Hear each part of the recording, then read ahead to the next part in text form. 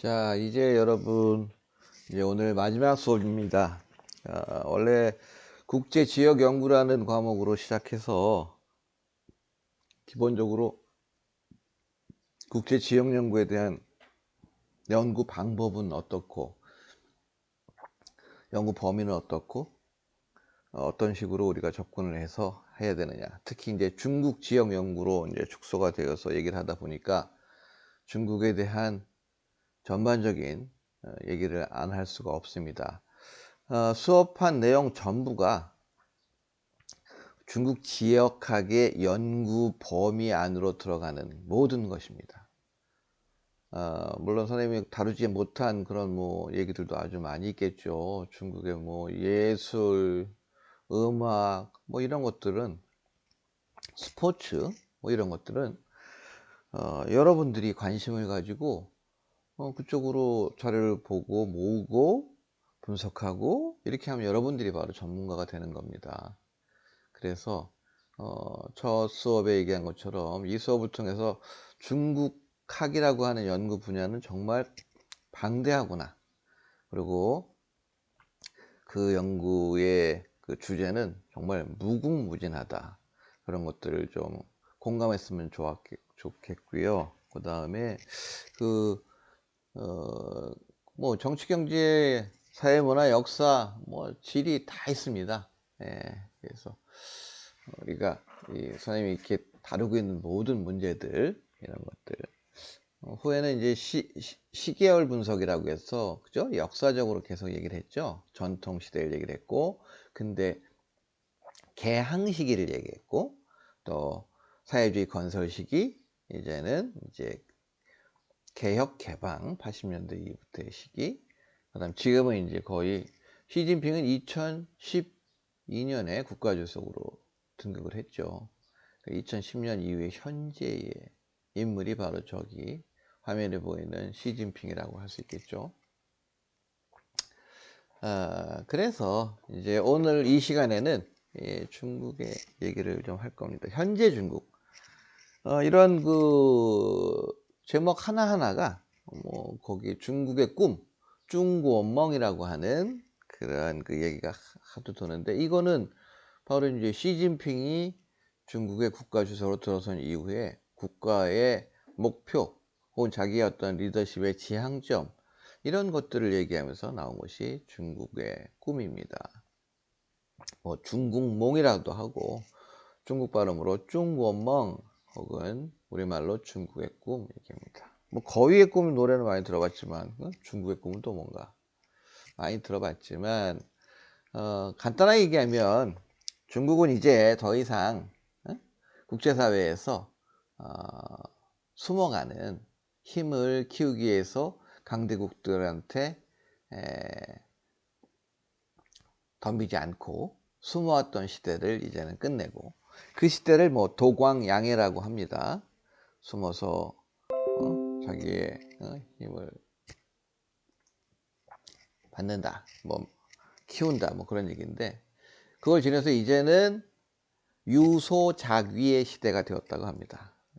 요소 쪼웨이, 할 일은 요소, 할 일은 쪼웨이, 한다, 이런 얘기고, 그 다음에는 이런 경제 성장을 바탕으로 해서 국제사회에서 강대국이 할 수 있는 책임을 다하겠다, 이런 얘기를 한 후에 시진핑이 국가 주석으로 들어선 다음에는 중국의 꿈을 주장하고 있습니다. 중국의 꿈은 그동안 그 서구 열강들에게 주권을 빼앗겼던, 그죠? 빼앗기기보다는 이제 반식민지 상태라고 하죠. 정치 체제는 있었지만 실질적으로 국가의 강력한 통제력을 상실한 그런 것들, 그런 상태를 얘기하죠. 그 시대를 지나서 사회주의 중국을 건설했지만, 여전히 또 사회주의 중국도 경제적인 문제들, 그죠? 정치 이데올로기의 어떤 시행착오, 이런 것들을 거쳐서 힘들었는데, 이제는 중국이 80년대 이후부터 개혁개방 정책을 통해서 이룩한 경제성장, 이 경제력을 바탕으로 해서 세계에서 어떤 역할을 하겠다, 이게 이제 중국의 꿈이에요. 그렇지만 사실은 지금 이 시점에 중국이라는 게 인격체입니까? 항상 이 중국의 문제가 뭐냐면 개인의 인권 문제를 항상 얘기하죠. 사람들의 일반 평범한 사람들의 개인 최소한의 어떤 그 보장 이런 것들을 국가 권력이 아무 때나 짓밟고 무시하고 이런 게 있죠. 워낙 강력한 중국 공산당 당 하나가 수십 년간 지금 중국을 지배해 왔기 때문에 그 최고 정점에 있는 시진핑 같은 사람의 그 역할이나 힘은 거의 일반 국민들의 어떤 개인적인 권리를 인권을 자주 묵살한다. 그래서 비판을 받는 겁니다. 그러니까 중국 국가의 발전을 위해서 중국의 국가의 꿈을 위해서 개인의 꿈은 좀 참아줘라. 뭐 이런 얘기가 되는 거야. 그러니까 국가주의라는 얘기 많이 하잖아요. 그죠? 그리고 또 하나 강조하는 게 우리 중국 민족은 우수하다. 그래서 세계의 선진국으로서 앞서가는 민족으로서 우리 국가를 더 발전시키는데 역할을 할 수 있는 능력과 그런 의지가 있다. 이런 얘기를 합니다. 민족주의, 그죠? 민족. 뭐 민족이 어디 있습니까? 중국도 막 많이 섞여 있잖아요. 뭐 56개라고 하지만 그 이상입니다, 사실은. 그런 사람들이 있는데 그거를 그냥 없는 것을 그냥 형체가 확실하지 않은 것들을 이념화시키면서 그 민족들의 영광을 위해서 또 개인의 꿈 혹은 한족 자기들이 얘기하는 중화민족을 위해서 소수민족들의 그런 그 자기들의 주장과 분리독립 이런 것을 포기해라 혹은 뒤로 우선순위에서 헐순 뒤로 놔라 이런 식의 얘기입니다.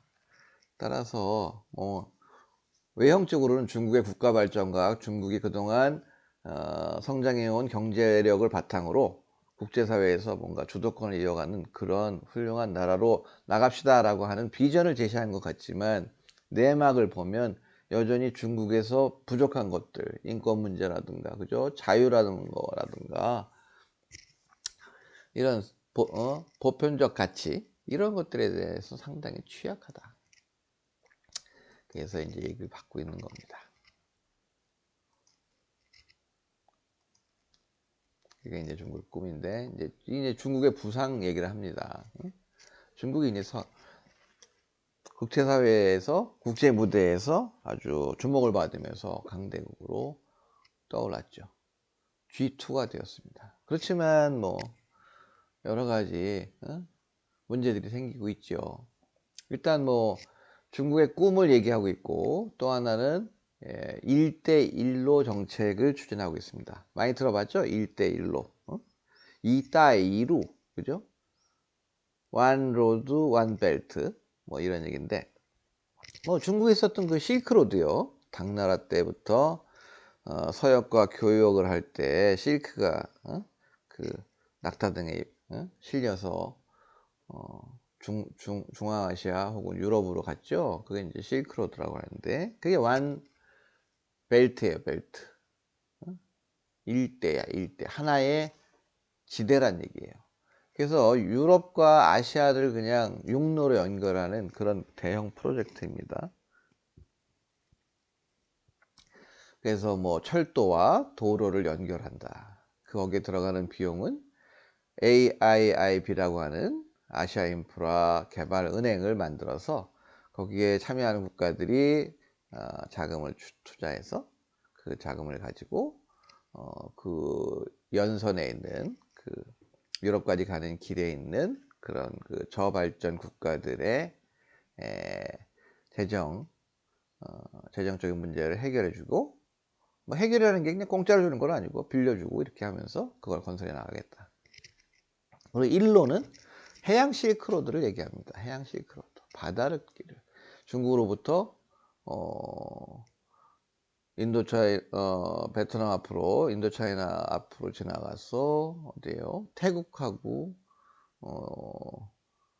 태국 사이에 있는 그 말라카 해협 좁은 거 있죠. 거기 지나면 그 끝에가 이제 싱가포르 있고 그걸 지나서 뭐 인도양 그다음 뭐 아덴만 이렇게 해서 뭐 지중해로 가고 뭐 이런 거잖아요. 그런데 이 해양 실크로드 건설에 있어서 중국의 어떤 그 국제적인 교역의 통로를 만든다는 그런 경제적인 목적도 있지만 실질적으로 중국은 이제 경제 발전을 이제 지속하기 위해서 요즘 그 지속적인 경제 발전이라는 얘기를 많이 하는데 지속 발전이 가능한 경제 성장 뭐 이런 얘기를 하는데 그러기 위해서는 에너지 확보가 중요해요. 특히 석유 같은 것. 뭐 중국이 안 나는 건 아니지만 워낙 거대한 규모의 국가이기 때문에 그 사람들이 생산을 하고 어떤 산업을 가동하는 데 있어서는 더 많은 그런 원유가 필요합니다. 근데 이게 바닷길은 주로 누가 장악하고 있어요? 영국과 유럽 국가들이죠. 영국과 미국, 그죠? 미국과 유럽 국가들. 항공모함, 그죠?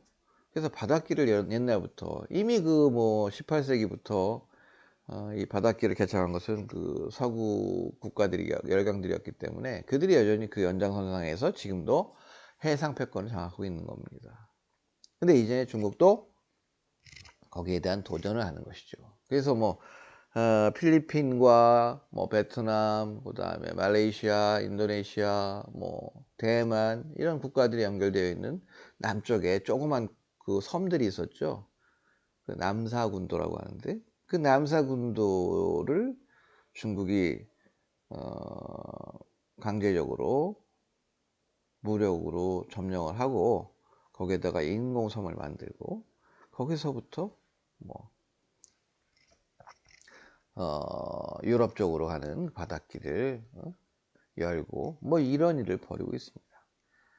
근데 이제 그 주변 국가들이 여기에 대해서 불만이 많죠. 왜 니네 중국이 마음대로 니네 갔냐? 우린 공해인데 같이 이용해야 된다. 그렇지만 중국이 거기에 대해서 한치의 양보도 하지 않고 있습니다.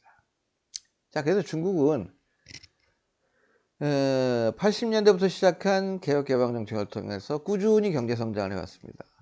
그래서 뭐 세계의 공장이라는 말을 한때는 들었습니다. 그런데 경제 성장이 되다 보니까 이제 중국인들이 사용할 수 있는 소비할 수 있는 그런 돈이라고 할까? 그죠? 소비 가능한 그런 시장이 되어 버렸어요. 거대한 시장이 된 거죠. 구매력이라고 하잖아요. 구매력은 뭡니까? 돈이 있어야 되는 거죠. 돈이 있어야 살 수 있는 거니까. 구매력이 강한 시장으로 성장이 되었다. 그게 뭐야? 인구도 많으니까 또 그 사람들이 잘 살게 되니까 이제 그 사람들이 소비에 나서기 시작하는 거예요. 그래서 어떻게 보면 중국은 자기네들 자체적으로만 해도 세계의 거대한 시장을 가지고 있는 것이죠, 스스로. 그래서 경제의 발전에 있어서 그동안은 서양과 서양은 좀 촌스러운데 미국과 유럽 국가들과 어떤 교육을 통해서 값싼 소비재 상품들을 만들어서 돈을 벌고 재화를 축적했는데 이제는 그것을 바탕으로 해서 자기들이 스스로 시장이 되었고 그러다 보니까 그들이 만들어 놓은 그런 국제 무역 체계라든가 이런 데에서 독자적인 경제 체계를 가지고 싶어 하는 것이죠.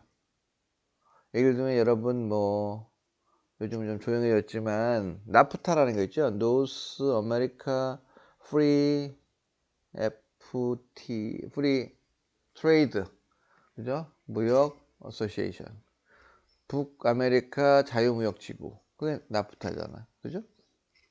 EU도 사실은 그렇게 시작한 거죠. 유럽 거. 그다음에 우리 아시아에서 아세안이라고 동남아시아 국가연합이 있죠. 자, 그리고 세계 국제 유엔이라고 하는 그 안에 기구에 여러 가지 세계적인 차원의 금융기관들이 있으면 뭐예요? 월드뱅크, 우리한테 아픔 줬던 IMF, 이런 것들 국제통화기금이라든가 이런 그런 금융기관들이 모두가 다 미국 아니면 유럽 국가들이 그 좌지우지하는 그런 것이 현재의 국제 사회에서의 경제적인 경제의 현 주소라고 얘기할 수 있겠죠. 그래서 중국이 뭐야? 하고 싶은 게 이제는 중국이 중심이 되어서 이러한 경제협력기구를 만들고 그거를 통해서 자기들이 스스로 이런 그 경제를 만들어가는, 주도해가는 경제 질서도 만들고요. 무역 규범도 만들고요. 뭐야? 중국식이지. 차이나, 메이드 차이나. 그리고 중국 돈을 이 관련된 국가들과 함께 뭐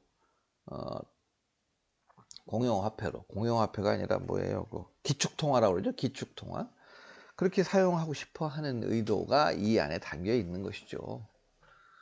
자, 그런데 문제는 뭐냐면 중국은 어찌되었든 이렇게 강력하게 경제 대국이 됐고, 그 다음에 뭐 그 중국의 꿈에서 또 하나 뭐야, 군사 대국의 꿈도 있고, 뭐 여러 경제 대국은 이미 뭐 이루고 있고, 세계 강국의 꿈, 뭐 여러 가지 그런 것들이 있는데, 거기에 대해서 국제사회의 시선은 따뜻하다, 차갑다라는 거지. 왜? 이들이 하는 짓이 뭐야? 좋은 일을 하는 게 아니야. 최근에 뭐 홍콩, 뭐 일국양제라고 한나라 두 국가 시스템이라고 해서 뭐 모든 것을 다 자기들이 홍콩인들이 결정해서 하자고 해놓고서는 중국에서 홍콩 보안법을 만들어서 홍콩에 적용시키겠다 이렇게 하고 있잖아요. 아니 법을 왜 중국에서 만들어서 적용시킵니까? 그죠? 일국가 이체제, 일국양제라고 하는 그런 그 시스템은 중국이 얘기했어요. 이국량제, 그다음에 강렌즈강, 홍콩 사람들에 의해서 홍콩을 통치한다. 이래놓고서는 지금 어기고 있잖아요. 그러니까 이런 국제사회에서의 이런 신뢰의 문제. 아까 얘기한 것처럼 남사군도에 군사력을 동원해갖고 자기들의 인공선을 만들고 이런 짓들을 약간 깡패국가 같은 그런 짓을 한단 말이지. 그러니까 저런 일에 대해서도 고운 시선을 받지 못하고 있다. 특히 또 미국이 이런 것에 대해서 견제를 하고 있죠. 얼마 전에 뭐 시작된 미중 무역 전쟁이라든가, 그죠? 세계 패권을 이제 놓고 미국을 중국이 추월하고 경제력도 많이 올라가서 뭐 그런 서로 두 개의 초대형 국가들이 세계 질서를 뭐 만들어 가자. 뭐 이런 것들을 이런 구도로 지금 가고 있다는 거예요. 그래서 뭐 원래 국제 질서에서 새로운 신흥 강국이 나타나면 기존에 있는 강국과 결국은 뭐 군사적인 충돌로 이어질 수밖에 없다. 옛날 그 유럽 전쟁사에서 아테네의 성장에 대해서 그걸 시기했던 기존의 국가가 그게 뭐죠? 300 갑자기 생각이 안 나. 왜 그 싸움 잘하는 거 있잖아 유럽에서, 그지? 그 전쟁, 펠로폰네소스 전쟁, 그 전쟁사를 쓴 투키데스라고 하는 사람이 결국은 중국이 성장함으로 해서 기존 강대국인 미국과 어떤 전쟁 내지는 갈등이 일어날 수밖에 없다. 그러니까 투키데스 함정이라고 하는 그런 얘기도 합니다. 그래서 지금 나오는 이런 단어들, 1대1로 중국의 꿈, 투키디데스 함정, 뭐 이런 것들이 다 우리가 이 국제 지역 연구, 특히 중국을 연구하는데 관련된 그런 연구 주제가 될 수 있는 거예요. 자, 보면 뭐 중국이 워낙 성장을 해서 국제사회에서 그 영향력을 늘려가고 있다. 무슨 얘기냐? 80년대 개혁개방 이전까지는 국제사회에 중국은 문을 닫았어요. 그래서 그 당시를 뭐 대나무로 가려져서 안을 들여서 수 없는 죽의 장막이 치워져 있다. 그런 얘기들을 많이 했어요. 자력갱상이라고 하는 스스로 먹을 것을 해결하고 스스로 일어선다. 그게 바로 자력갱생이잖아요. 그런 것을 가지고 주장해 왔던 게 마오시대였는데, 비로소 이제 80년대에 문어를 개방하고 국제사회에서 무역과 경제적인 교류를 시작했던 거죠. 그게 이제 80년대인데 지금 2020년에 오면서 보니까 이제는 국제사회에서 경제 영역에서 중국의 영향이 커졌고, 이제는 주도하고 있다. 주도하려 하고 있다. 이런 것들이 나타나는 겁니다.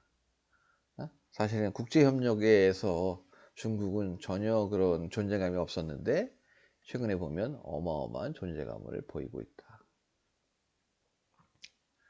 그죠? 그래서 중국이 이제 세계에 뭐 주목을 받고 있고 중심이 되었다, 이런 얘기예요. 그런데 이제 갑자기 이제 이 중국 경제 성장의 이제 이상 현상을 좀 학계에서 이제 주목하기 시작한 거죠. 왜? 1980년대부터 시작한 중국 경제 성장은 항상 10% 이상의, 매년 10% 이상의 혁명 성장을 해왔어요. 우리나라는 지금 몇 프로예요? 2점 몇 프로였는데 지금은 코로나 때문에 거의 뭐 제로 혹은 마이너스잖아요. 근데 이게 2010년대에 들어서면서 중국이 한 30년 동안 계속 두 자리 숫자의 경제 성장을 하다가 9%, 8%, 7%, 최근에는 6%, 이번에 또 코로나 때문에 더 떨어지겠죠? 급격하게 경제 성장률이 떨어지고 있다. 그래서 이게 어떤 뭐 미국에서 어떤 학자가 어떤 새로운 상황에 벌어지는 그런 경제적인 어떤 변화를 뉴 노멀이라고 했어요. 뉴 노멀. 중국에서는 이거를 뉴는 뭐야? 신이자 새로운 신, 노멀은 뭐 상태야, 상태. 신장타이라고 했어요. 신장타이. 그게 이제 중국에 나타나서 경제 성장률이 이렇게 떨어질 수밖에 없다. 뭐 그런 얘기를 하고 있어요. 그걸 스스로 이제 시진핑도 그것을 받아들이고 있죠. 경제 성장을 보세요. 2010년에 들어서면서 10% 이하, 9.9로 떨어지더니 2012년엔 8%, 지금은 6.7% 이렇게 됐단 말이야.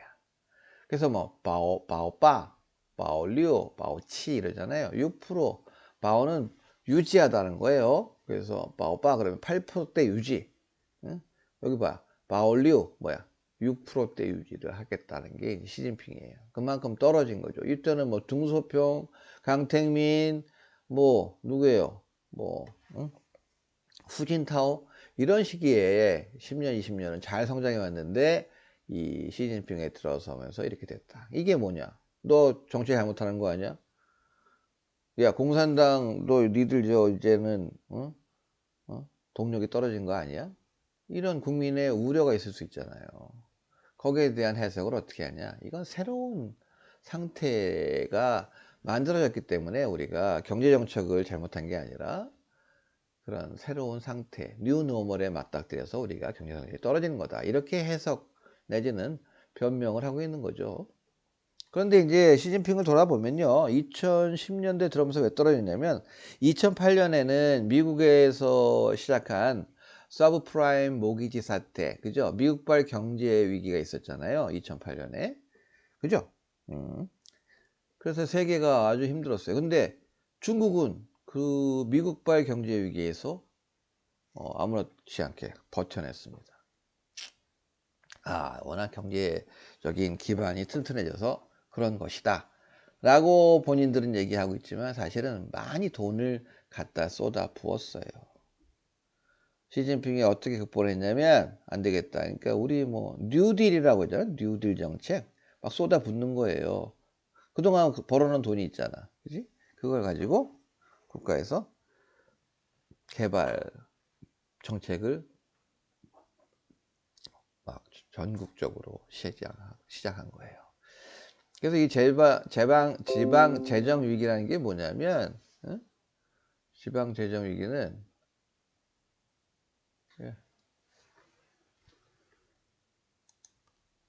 지방재정 위기는 지방정부, 중국의 지방정부가 어디겠어요? 뭐 산동성, 성 단위쯤 되겠죠. 뭐 요녕성, 하북성, 아니면 지방시, 그러한 그 지방에 있는 행정 단위 중심으로 인프라 건설을 독려했던 거예요. 예를 들면 한국에 비추어 본다면, 예를 들면 한국의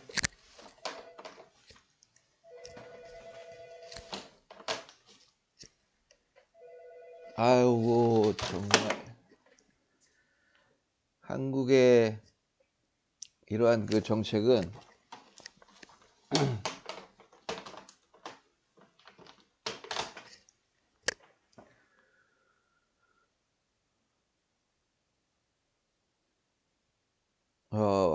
정리하면 아니야. 다시 우리나라에 비춰보면 이제 중앙정부에서 평택시 정부한테 거기에 항구도 좀 하고 도로 좀 더 깔고 고가도로 다 해. 뭐 지하도 좀 팔고 이렇게 해. 그랬더니 지방 여기 저 평택시 시장이 돈 없는데요? 돈 없어? 알았어. 야 거기 그 국민은행 거기 평택시에다가 건설한 돈을 좀 빌려주도록 해. 우리 같으면 정부에서 은행에다가 이런 것들을 해라 마라 할 수가 있나요? 안 됩니다. 큰일 납니다. 그런 걸 이제 관치금융이라고 하잖아요. 관에서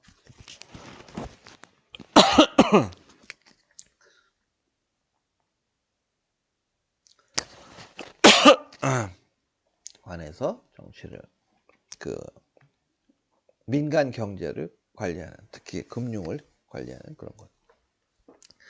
그래서 지방 정부에다가 은행을 통해서 많은 돈을 대여를 해줬고 그 돈을 가지고 건설을 했는데 불필요한 건설들을 많이 했겠죠. 도로를 많이 했어요. 고속도로도 건설하고 뭐 공항도 만들고. 근데 그런 것들이 정말 필요에 의해서 했는가? 아니다는 거죠. 경제를 부양하기 위해서 만든 거예요. 이것이 이제 몇 년이 지나면서 2010년대에 들어서면서 위기로 들어온 겁니다. 그래서 지방 재정이 좀 어려워지는 그런 상태가 되는 거죠. 안 되겠다. 잠깐 쉬었다가.